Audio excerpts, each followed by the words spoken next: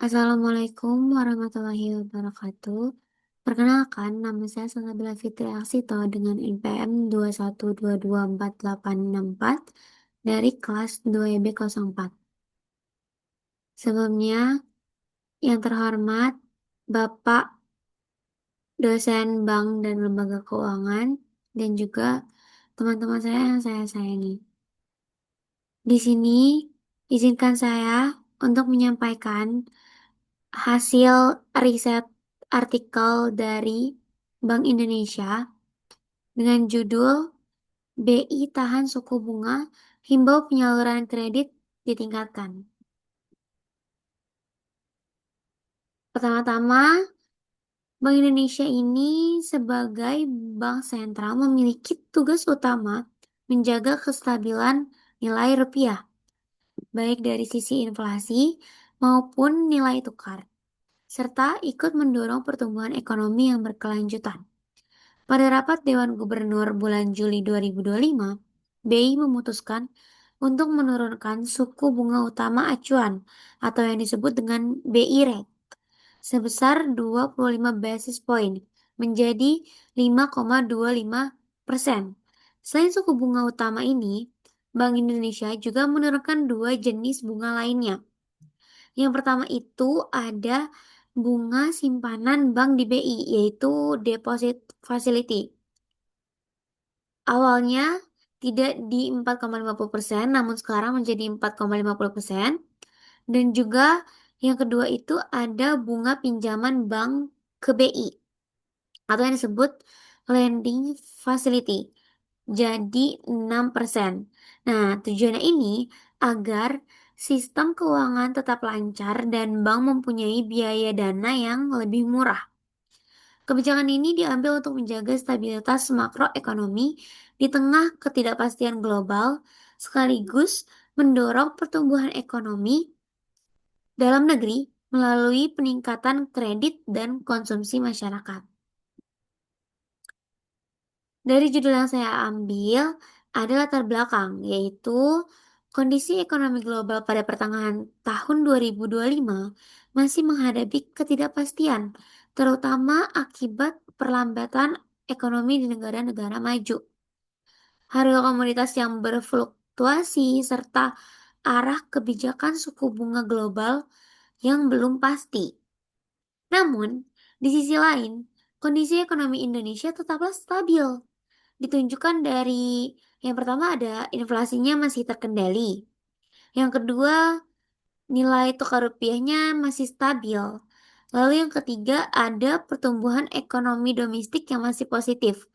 Tetapi kalau yang ini perlu dorongan tambahan agar bisa mencapai potensial optimal.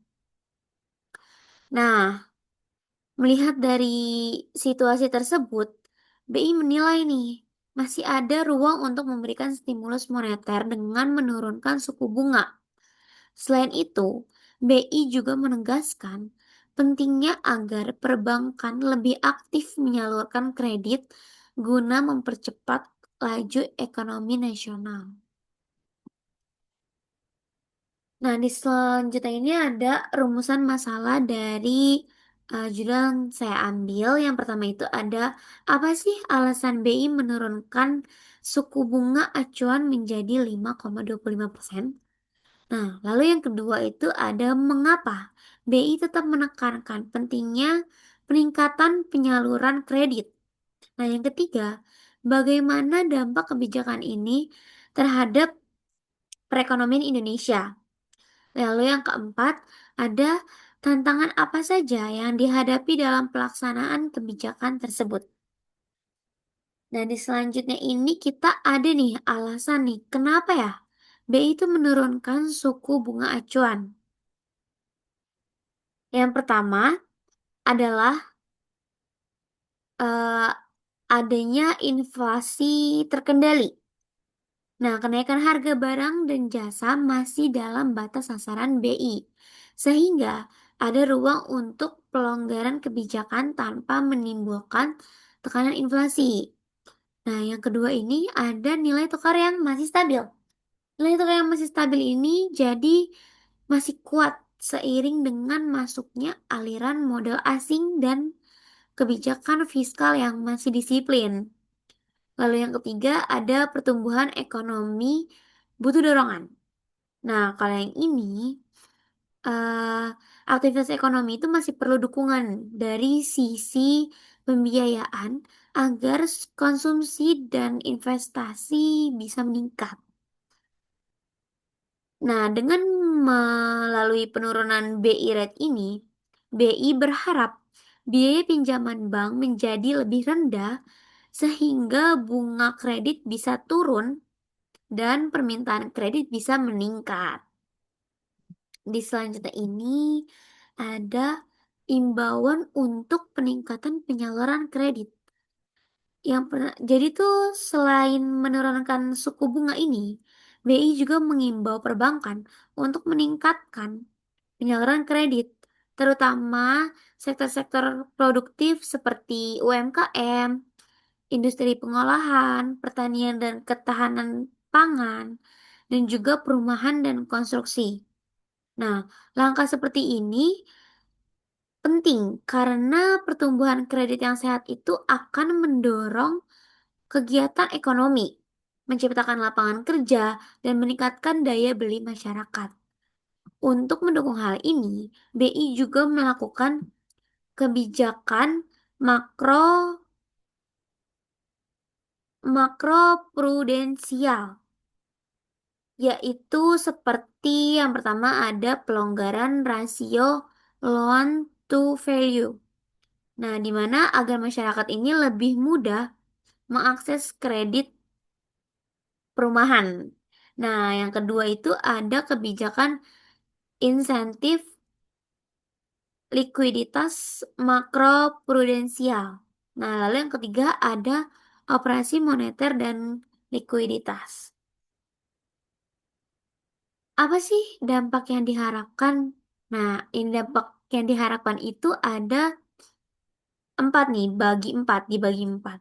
Yang pertama itu ada bagi perbankan untuk meningkatkan kemampuan menyalurkan kredit dengan bunga yang lebih kompetitif. Juga mendukung peningkatan likuiditas agar biaya biaya dananya itu menurun. Nah, yang kedua ada bagi untuk dunia usaha, yaitu untuk memperoleh akses pembiayaan dengan bunga yang lebih rendah, juga meningkatkan investasi dan kapasitas produksi. Kalau untuk masyarakat, mendorong konsumsi rumah tangga melalui bunga pinjaman yang lebih ringan dan juga meningkatkan kesempatan kerja melalui aktivitas usaha yang mulai berkembang. Lalu yang keempat ada bagi perekonomian nasional. Nah, kalau yang bagi perekonomian nasional ini adalah untuk pertumbuhan ekonomi yang lebih kuat dan inklusif.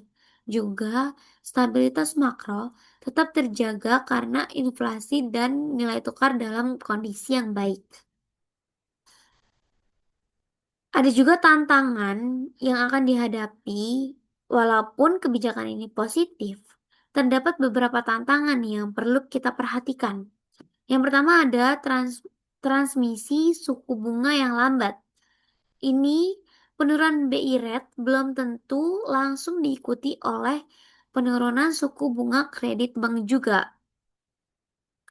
Nah, jadi di sini permintaan kreditnya juga masih lemah. Jadi sebagian pelaku usaha masih belum percaya 100%, jadi masih berhati-hati dalam mengambil pinjaman karena kondisi globalnya juga masih belum pasti.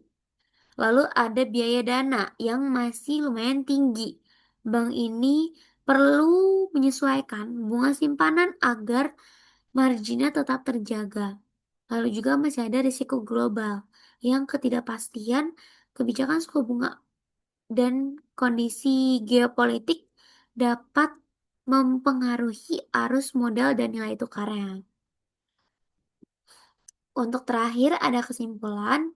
Kesimpulannya adalah kebijakan Bank Indonesia menurunkan suku bunga acuan menjadi 5,25% dan mendorong peningkatan dan penyaluran kredit merupakan langkah yang tepat dan terukur untuk menjaga stabilitas sekaligus memperkuat pertumbuhan ekonomi nasional. Dengan inflasi yang terkendali ini, nilai tukar stabil dan kondisi likuiditas yang baik, BI memberi ruang bagi perbankan untuk memperluas pembiayaan kepada sektor-sektor produktif. Namun, keberhasilan kebijakan ini sangat bergantung pada sinergi antara BI, OJK, pemerintahan, dan sektor perbankan, serta respon positif dari dunia usaha dan masyarakat. Nah, apabila seluruh pihak dapat bekerja sama, kebijakan ini diharapkan akan menghasilkan pertumbuhan ekonomi yang lebih kuat, inklusif, dan berkelanjutan bagi Indonesia. Sekian presentasi yang bisa saya sampaikan pada kesempatan kali ini. Kurang lebihnya mohon maaf. Wassalamualaikum warahmatullahi wabarakatuh.